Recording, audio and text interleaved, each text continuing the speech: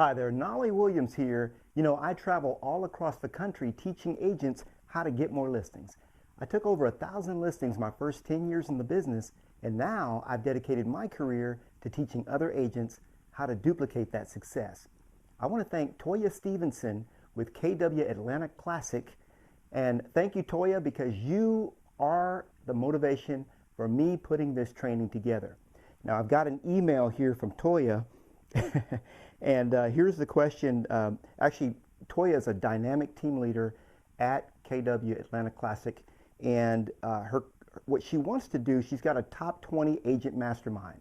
Those of you in our top 20 agent mastermind, congratulations on your success. You're top cream of the crop, and it's only going to get better. But here's the question that Toya emailed me. She says that next Tuesday morning, March 25th, we are going to coordinate and put together that interactive training. So what she wanted, originally I was going to come to you guys by way of Skype, but since I'm traveling, I'll be in California at the time. Here's the question. The number one question that agents are asking at KW Atlanta Classic is this: how do we reposition our business from short sales to traditional sales? So we just came, and it's a great question. By the way, I've never put together a training around that question, so I'm very excited to have the opportunity to do that today. I've been asked that question, Toya, many times, but I've never put a training together. So that's what I've done. You'll see behind me, I've got a few of my chicken scratch notes. I'll be referring to that. There's 4 specific points that I want to bring out in our training, our time together, about how you transition or reposition your business from short sales to traditional sales. And in my business, I've always called short sales and retail. My coach taught me to call anything that's not short retail. So it's a phrase that I use. And you might hear me say it a few times today. So I wrote down 4 things that I want you to write down as well. 4 points that I want you to consider when transitioning your business from distressed to impressed, or from distressed to equity. And number 1 is mental. I want you to write down the word mental, and I want you to circle that word. You see, what I wrote down here is thinking there is difficulty.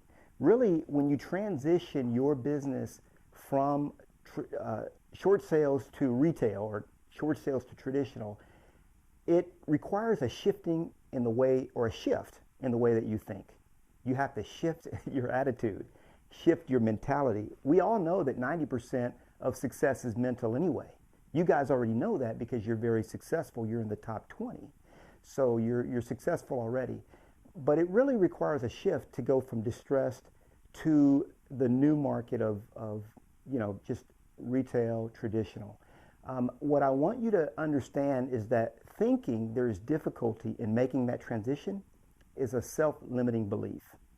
Thinking that there is difficulty, okay, thinking that it's arduous to make the journey from your short sales to your traditional is a self-limiting belief. It's not difficult to do at all. And the reality is you've already made that shift at one point. You went perhaps from traditional, and you shifted with the market. You just went where the market was. I'm here to tell you that short sales aren't going away right away. They're not going away maybe anytime soon. So I don't want you to completely abandon your short sale practice. We'll talk about that more in a moment. But I want you to realize that if you are having difficulty accepting the idea that of transitioning your business, what's involved, we'll talk about what's involved here today. It's a self-limiting belief to think that it's not doable, or that people are going to question you, or that you're not going to be able to be perceived as now the luxury person, or now the traditional person, okay, the equity agent. And so I want you to get past that. We'll talk a little bit more about what that means. Now, think about a brand new agent, okay? I think of the conflict that you might have moving from one to the other, the same way a brand new agent that just gets in the market, just gets their license.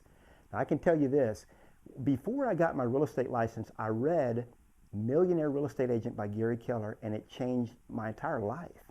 I read that book 6 months before I actually started practicing real estate, read it a few times. And so one of the very first things I did, my very first business card, okay, it said listing specialist, listing specialist. Knolly Williams, listing specialist. Now keep in mind, I'd never worked with a buyer, never worked with a seller, but I determined that I was going to be a listing specialist from the very beginning of my career, okay? And not doing that would have just been a self-limiting belief. So when I started going on my listing appointments, I took over 20 listings my first 60 days in the business. When I started going on those appointments, I was a listing specialist. So when my clients or my prospects would see that I was a listing specialist, they didn't question it. They just said, well, here's a listing specialist. That's what we need. Let's get it done, okay? They didn't ask me how many homes I'd sold or any of that stuff, okay? So I positioned myself the right way. And a lot of what you're going to have to do is repositioning. We're going to talk about that upcoming in just a moment. So it's a self-limiting belief that you've got to shed. You have to absolutely believe and that you do have what it takes to succeed traditionally. Now, here's the question. Was it fake it till you make it when I put listing specialist on my business card? Was I just, sort of faking it until I became what I, some would say that that was the case, okay? And I'm okay with that. But for me, I already knew that I was a top listing specialist, okay? I didn't say that I was top 10 or top 20 or any of that. I just said listing specialist. I already knew and made it up in my mind that I was a listing specialist and I was going to become the best at it, right? So again, change the way you're thinking and believe in your mind that you are a phenomenal listing specialist, okay? Not a phenomenal short sale listing specialist or REO, but a phenomenal listing specialist. So that's the first thing I want you to do is shift your thinking. Now, so that's first thing to write down, mental, okay? Self-limiting belief has to change. Number two, what you've got working for you is that people have short memories, okay? Short attention span, short memory. Write the word short memory, or people have short memories. That's very good for you because as soon as you make a switch in your business, people will just buy into that, okay? Here's the reality. Here's Knolly Williams, short sale guy, right? I had to completely, I want to say change my business, or I had to rebrand my business. So in June of 2012, I actually endeavored to rebrand my business to traditional real estate. It took me several months to do it. I'm going to share with you what I did specifically to do that and to be very successful at it. But it really is a flipping of a switch, okay? Now again, I don't want you to turn off your short sale business because remember, leverage. Remember the 3 L's, leads, listings, and leverage. Leverage is leverage is PST, people, systems, and tools, okay? People is who will do it, systems is how will they do it, and tools is what will they do it with, okay? So leverage is PST. You can take your short sale business, hand it over to someone else to run for you, okay? Remember, that's what Gary teaches us. And you can be off doing luxury or off doing whatever else that your heart desires. I've run a 7th level short sale practice since 2009, okay? And I still, on the last 300 short sale listings that I've taken, I've not talked to any clients. I've not ever seen their property, never talked to the person, but I got these last 300 paychecks without, because it was 7th level, without ever having to do any of the work. In fact, in my short sale practice now, I probably spend about 2 hours a week, and we're still going to close anywhere from 5-6 listings a month. Now that's down from 10 to 12, but we've augmented it with our traditional. By the way, I love that we've augmented it because with our traditional real estate, it's almost like we're going in slow motion. It's almost like, for example, we take the listing, we put it on the market. You're going to get an offer right away, okay, within 30 days, probably within 7 days, 15 days. And there's nothing to do. And what I do, I take the listing, throw it over my shoulder, okay, my admin person catches the listing, and they take it all the way to the pay window, okay, all the way to closing. So essentially, once you take the listing, your job's done. You use leverage to do all the other stuff. We'll talk about that more when I'm in Atlanta at the Mega Agent Listing Secrets seminar that I'm coming out to do in April. So I want you to write that down. People have short memories. Let me explain that just a little further. It's great for you. Now, if I were to transition from this life to the next life, okay, because I believe that the body is just a garage, a temporary garage, where I temporarily park my soul, okay? So when I leave this life, I'm going on to the next life that God has prepared for me. But some of you might use the word die. Let's say when I die, okay, it won't be 6 months from now that some of my best clients will forget my name. Now, they won't forget that I ever existed. They'll still have a shadow of a memory about me. Some of them, it'll take a year. Some of them, it'll take 2 years before they forget my name. But it will happen. Eventually, it will happen. They will forget who I am. People have short memories. I'm talking about people that invite me to their children's birthday parties, people that invite me over for chicken dinner. They're going to one day, they're going to be around if I pass on before them, they're going to be sitting around and say, honey, who was that guy? Remember that guy that used to wear that big old cowboy hat? You know, the hat that was bigger than him? What was his name again? And the wife will be like, dang, I can't remember his name. It was, I think it began with, dang, I can't remember. See, it's not going to be very long before people will forget my name, okay? That's the reason why we have to do the marketing that we do to keep our name in front of people all the time. So people have short memories, and if you tell them that you're doing luxury, within a few months, that's what they're going to know you for, luxury. They're going to forget that you ever did anything else. That is an absolute fact. Now, you can still run a parallel business, a dual business. You can have your niche short sales, right? Have someone else running that. You're just investing a couple hours a week. You've got somebody that's closing all that business, somebody that's doing contract to close on all that, processing all that stuff, right? But you're off having fun getting the traditional listings. People have a short memory span, short attention span, and a short memory. So the number 3 thing I want you to write down is this. Overcoming an objection to you now doing traditional real estate. First of all, I don't think you're really going to get this objection very often, but in case you think that you might get it and you want to know how to respond to this objection, I'm going to share with you how to do that. Before I do, let me just point out to you that think about it. Do you like objections or do you not like objections? Huh? I happen to love objections because whenever someone gives you an objection, what they're saying is, for example, someone gives me an objection, they're saying, Knolly, I really want to do business with you, but and my heart tells me that I should list with you, but I just want to be sure. So I've got a couple questions, okay? And then they start with the objections. Now, sometimes if a person is going one after another with the question, and I can see in their face that they really want to do business with me, but their real question is something other than what they're asking, I might say something like, you know, Tim, I sense that you really want to do business with me, don't you? Yeah. And it seems to me, Tim, that you really want to know, is Knolly Williams the real deal? Is he going to treat me right? Is he going to take care of my house? This is my life savings rolled up into one bundle. Is Knolly the right person to trust? Can I trust him? And I want to tell you right now, Tim, you can trust me. I'm going to do right by you. I'm going to get your home sold. I'm going to keep all the promises that I've made. I'm going to make good on all of them. Tim, let's do the right thing and go ahead and move forward with the contract. Let's sign the paperwork. And so what I just did there was I assured Tim the real question when people are coming up with objections is, can I trust you? Can I trust you? And so sometimes I cut through all that, and oftentimes I'll just answer their objections, because sometimes there's just a few. But what I want you to realize is that anytime you get an objection is an opportunity to prove yourself. It's an opportunity to shine. It's an opportunity for you to share with a client or with a prospect, that you've got the goods, that you've got what it takes to deliver on exactly what they want. And that's an exciting time.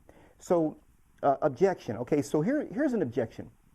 I don't think you'll get this, but let's say someone said, well, Knolly, I thought you only did short sales. Okay, there's a big one right there, huh?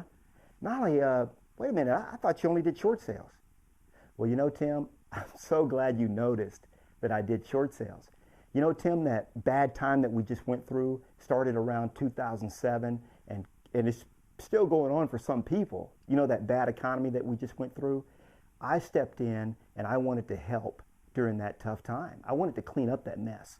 So, yeah, I rolled up my sleeves and I helped clean up the mess. You know, Tim, one of the things about me is when I see a fellow human being or fellow person in need, I've got to help. And it gives me a good feeling knowing that I can help them. So I had so many families coming to me. They were losing their home, they'd lost their job, maybe they had a death in the family, an illness. And what I saw, Tim, was some agents, you know, they just walked away. They didn't even try to help these people. And what I did, I said, you know, I said to myself, Tim, I said, what can I do to help these people? And so I rolled up my sleeves and I got to work. And so for years I've been helping in that fight, and I've definitely been helping people, because I can't see people that are in need and just walk on by. I've got to help them. You know, and that's the reason why you know me as doing a lot of short sales, because I was able to help a lot of people that were in distress and a lot of people that were in need. I'm sure you do the same thing if you were in my profession as well, Tim.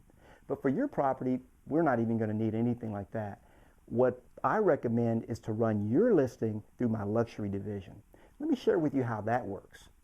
And then I transition Tim into the conversation that we need to start having. Okay? Don't let the client lead you. You always lead the client. And here's the deal. You know, it was an innocent question. Tim just thought that all I did was short sales, because I've got so good at doing that, that in his mind, that's what he thought, that, you know, I was the only thing that he thought I could do, right? But the reality is, you just change that around with a good script, and then you move Tim, and then Tim says, yeah, that makes a lot of sense. But you know what, Tim? We don't need to do a short sale on your property. You've got equity. Yeah, this is where I really have fun, because check out my marketing plan, Tim. Look at what we're going to do through our luxury division with your property. Let me lay it out for you. Okay, so that brings me to, and so I want you to write that down. Overcoming objections, it just requires a script. And I just gave you one there. You can modify it for yourself and use it. Okay, so the fourth thing that I want you to write down is, we'll talk about this in a minute, but what will you need? Here's a question I want you to ask you, and I'll tell you what to write down in a minute. What will you need in order to transition your real estate practice from short sales to traditional sales? What will you need? And that's a question. I want you to write down a few answers.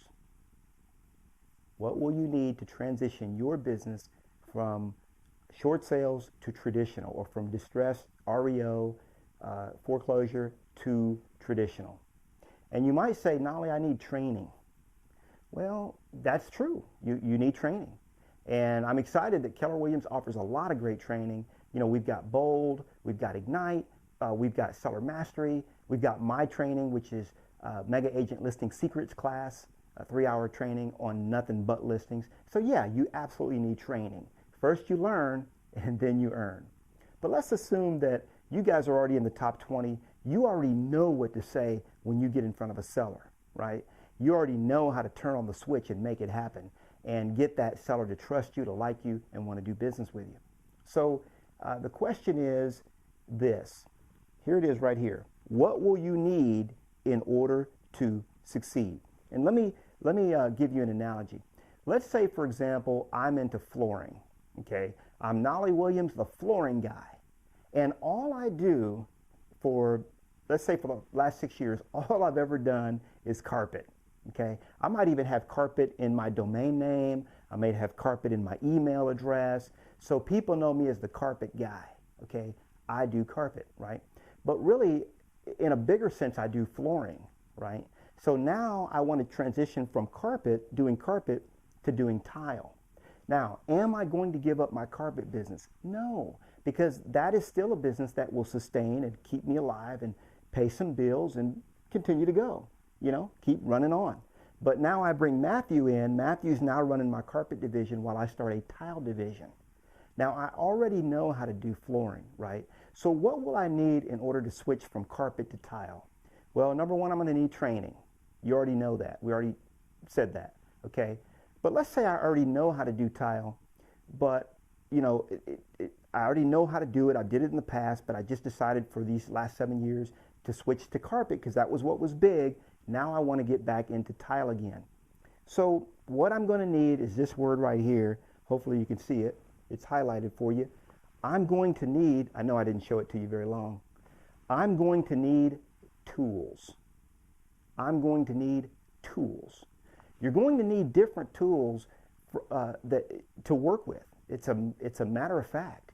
The tools that you used to get short sales and to work short sales are quite different from the tools that you are going to use to do traditional real estate. It's a fact. Now, the first thing that I did was worked on the tools because my game was tight. You remember, I used to do traditional real estate. That's how I cut my teeth from the very beginning. And some of you already know how to do traditional real estate. So the training, you could always use more training, but really it's a matter of tools. That's what you really need. So here's what I did. I'm going to show you what I did in order to dominate traditional, get back into traditional real estate and dominate and erase any doubt from the seller's mind that I was the man for the job. Let me share with you what I did. I came up with some great tools. And this is the stuff that you're going to have to come up with as well. First thing I did, if you could see this, is I put together impressive tools. Sellers want to be impressed. They want to be wowed. They want to know that you're going to do a great job with their home, and you start off by doing a great job with yourself, with your marketing.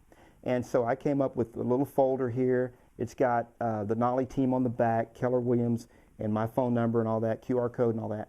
So you open it up, and I love it because right here, see if you guys can see this, I'll move a little closer, but I've got my business card here, and as soon as they pull it away, consider it sold. Huh? You like that?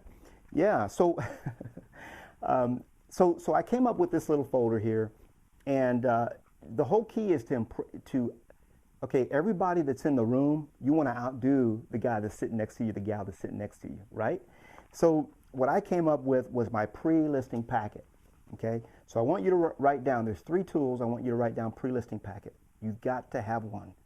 You don't need a pre-listing packet to do short sales. In fact, when I did short sales, I say when I did them, I still do them, just not involved in them personally anymore. But I came up with a great flyer. You can see it here. Do you owe more than your home is worth? Don't walk away from the listing. List with Knolly, short sale info, and all that.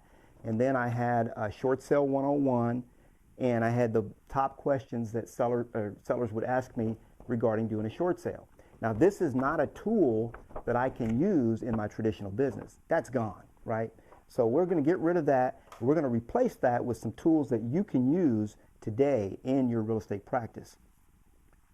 The pre-listing packet, number one thing to write down, and here's what I've got in mind. I'm going to go through this real quickly. I've got my marketing plan, okay? I call it the Knolly Team Sales System.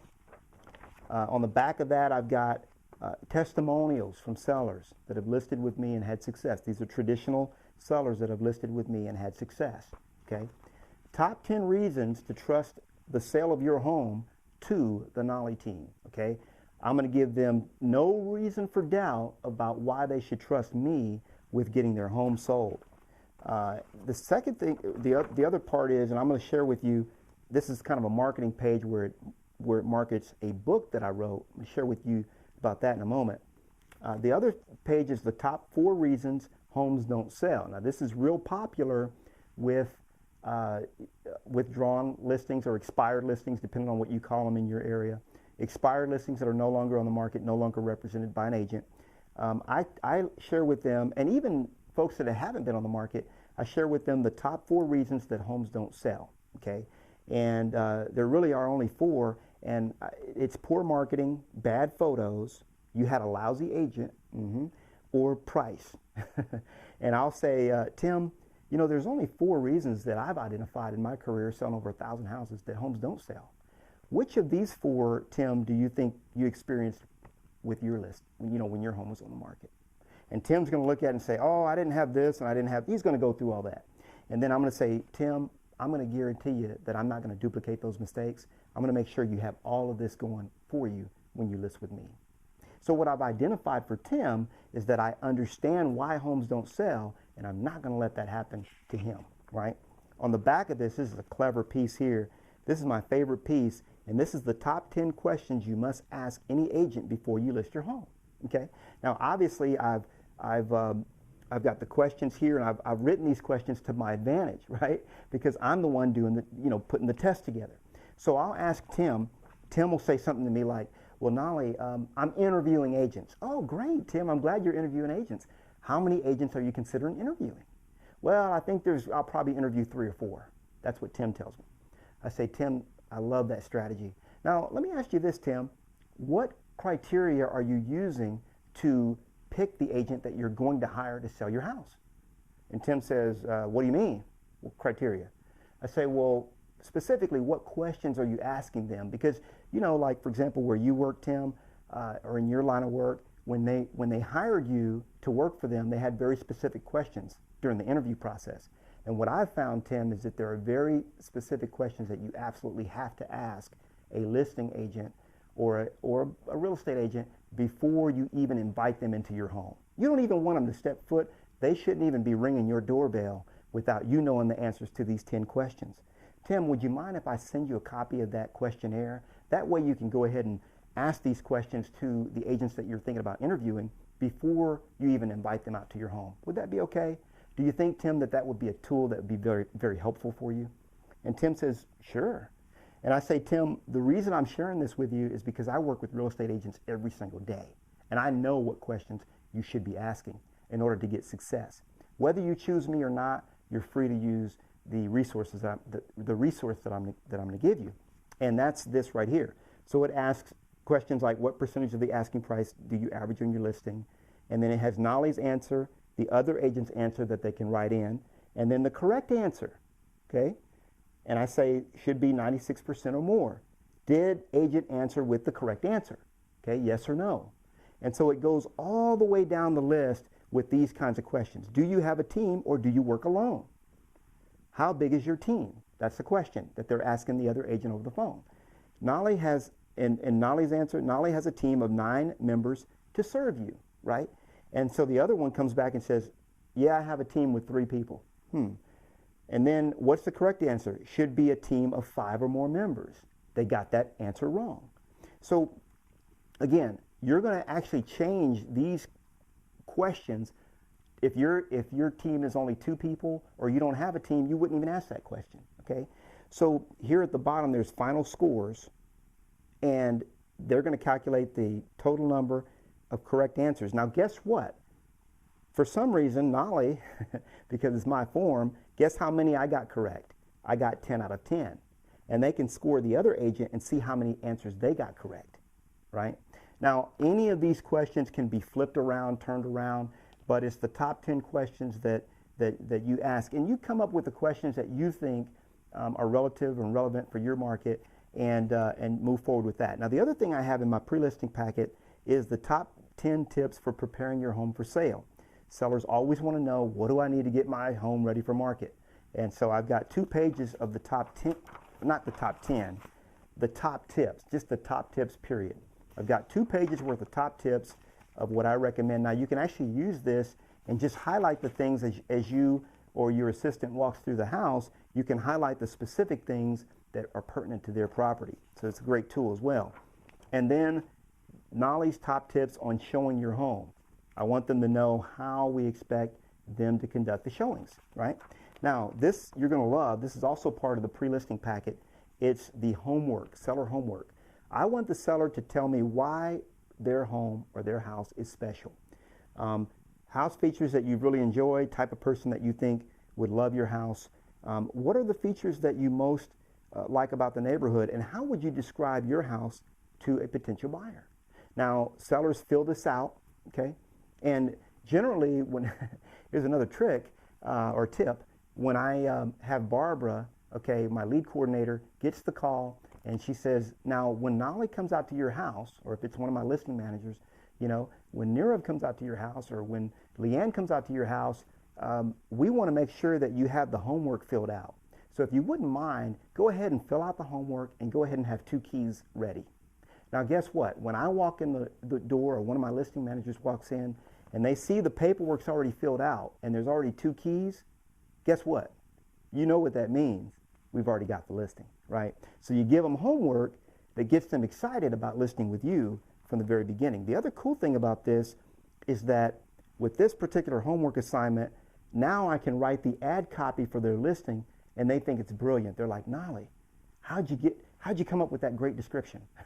Well, all I did was recraft what they gave me, right? So it's a brilliant tool that way as well.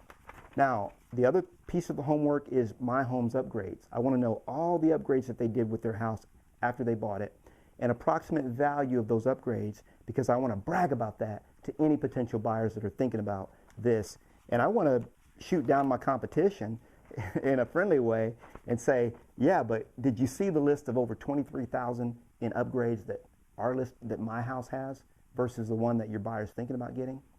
Okay, so we want to share that with the world as well.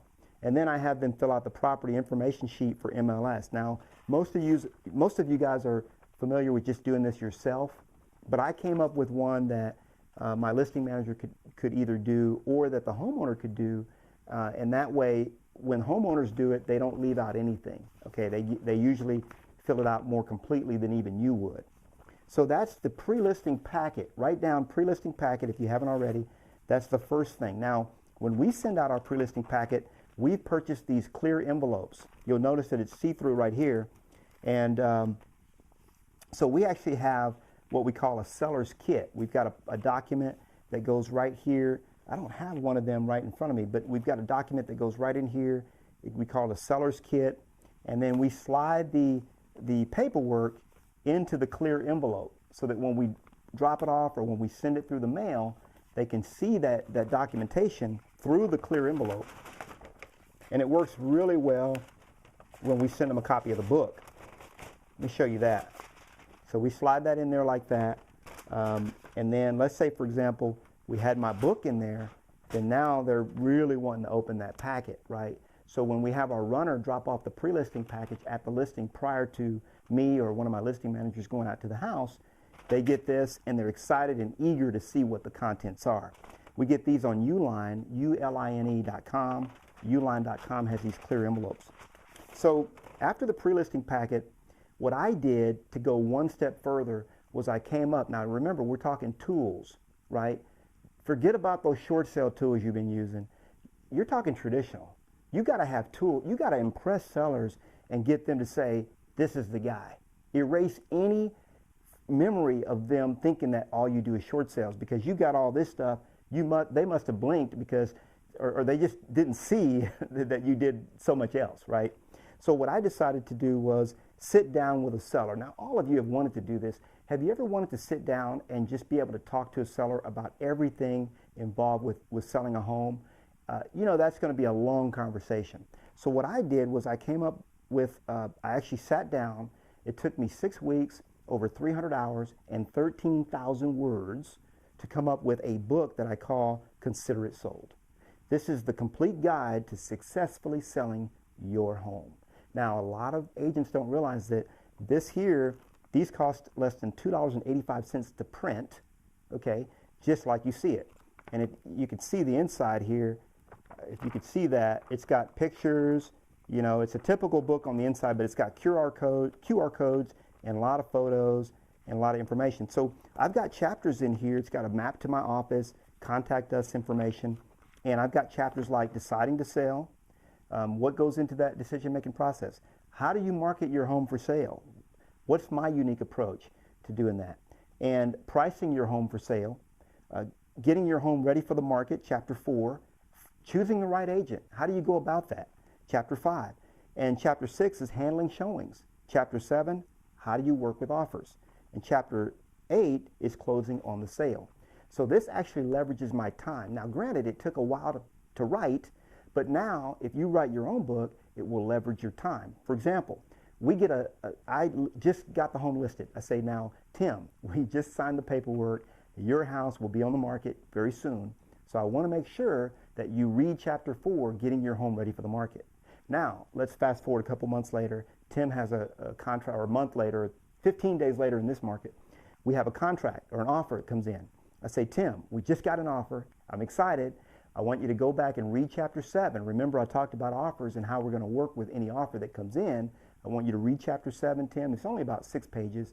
Read that and then call me back and read it with the offer. Call me back with any questions that you have regarding the offer after you've read that chapter, reread that chapter. So in other words, it leverages my time. Chapter 8, preparing for closing. Now, Tim, we're under contract. Here's what you need to do to prepare for closing. Turn to chapter 8 and read that, read all about that. The other thing that this does for my sellers, now we're at the closing table, right? And I say, Tim, I'm so excited that you gave me the opportunity to list your home and have success. Tim, did I keep my promises? Did I do what I promised you? Oh yeah, Knolly, you went above and beyond. Great. Well, Tim, I'm glad you feel that way, because I feel the same way about you. Tim, here's 4 copies of my book. Would you mind handing this out to any sellers that you run across that would potentially be thinking about selling their home? Would you do that? Oh yeah, I'd love to do that. And you should know that Tim is going to have a much more excited time handing out books. He hears somebody talking about selling their home. Oh, do you have an agent? Hold on, he's going to run to his desk. Here's a book. My agent wrote a book. Here's a copy for you, right? He's going to have a more excited time. It's going to be more exciting for Tim to pass out my book than to just hand somebody one of my business cards, right? Tim, would you pass out my business card? That's not exciting. But if Tim has a few books that he can give out, now he can brag and say he's hired a famous agent because he wrote a book, right? You become famous. And he can give this book out. Now he becomes my cheerleader. And they say, well, what do you mean? That's your agent?